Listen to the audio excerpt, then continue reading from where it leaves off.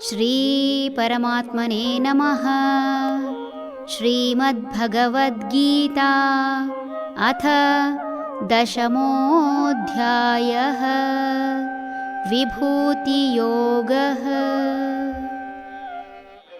ಆದಿತ್ಯಾನಾಮಹಂ ವಿಷ್ಣುಃ ಜ್ಯೋತಿಷಾಂ ರವಿರಂಶುಮಾನ್ ಮರೀಚಿರ್ಮರುತಾಮಸ್ಮಿ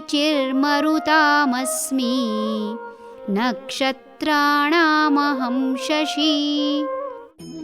ಆದಿತ್ಯರಲ್ಲಿ ವಿಷ್ಣುವು ನಾನು, ಜ್ಯೋತಿಗಳಲ್ಲಿ ಕಿರಣಗಳಿರುವ ಸೂರ್ಯನು ನಾನು, ಗಣಗಳಲ್ಲಿ ಮರೀಚಿಯು ಮತ್ತು ನಕ್ಷತ್ರಗಳಲ್ಲಿ ಚಂದ್ರನು ನಾನು.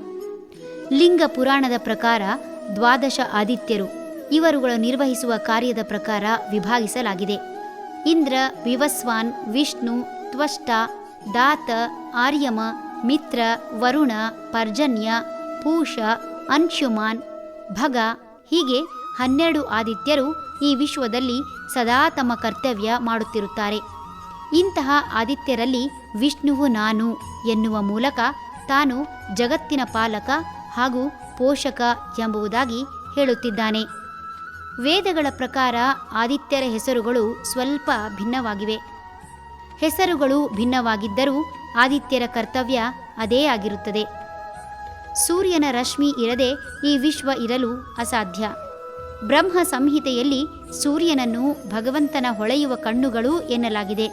ಸೂರ್ಯನ ಕಣ್ಮರೆಯೊಂದಿಗೆ ಕೆಲವು ಜೀವಿಗಳು ಚೈತನ್ಯ ಕಳೆದುಕೊಂಡು ನಿದ್ರಿಸಿದರೆ, ಮರ ಗಿಡಗಳು ಸಹ ಚೈತನ್ಯ ಕಳೆದುಕೊಂಡು ತಮ್ಮ ಎಲೆಗಳನ್ನು ಮುಟ್ಟಿದರೆ ಮುನಿ ಗಿಡ ಮುಟ್ಟಿದರೆ ಮಡಚಿಕೊಳ್ಳುವ ಹಾಗೆ ಮಡಚಿಕೊಳ್ಳುವುದು ಕಾಣಬಹುದು. ಆಕಾಶದಲ್ಲಿ ಸಾಕಷ್ಟು ಬಗೆಯ ಗಾಳಿ ಬೀಸುತ್ತದೆ ಎನ್ನಲಾಗುತ್ತದೆ. ಈ ಗಾಳಿಯ ನಿಯಂತ್ರಕ ದೇವತೆ ಮರೀಚಿ ಎನ್ನಲಾಗುತ್ತದೆ. ಮರೀಚಿ ಸೂರ್ಯ ಹಾಗೂ ಚಂದ್ರ ಇಬ್ಬರ ಪ್ರಭಾವದಿಂದಲೂ ಬೆಳಕನ್ನು ಹರಡುತ್ತಾನೆ. ಚಂದ್ರನಿಲ್ಲದೆ ಮನಸ್ಸು ಶಾಂತವಾಗಿರಲು ಅಸಾಧ್ಯ. ಚಂದ್ರನನ್ನು ತಂಪುಕಾರಕ ಎನ್ನಲಾಗಿದೆ. ಇವೆಲ್ಲವೂ ತಾನು ಎನ್ನುವ ಮೂಲಕ ಪ್ರಪಂಚ ನಡೆಯುವುದು ತನ್ನಿಂದಲೇ ಎಂಬುದನ್ನು ದೃಢಪಡಿಸುತ್ತಿದ್ದಾನೆ. ಹರಿ ಓಂ ತತ್ಸತ್.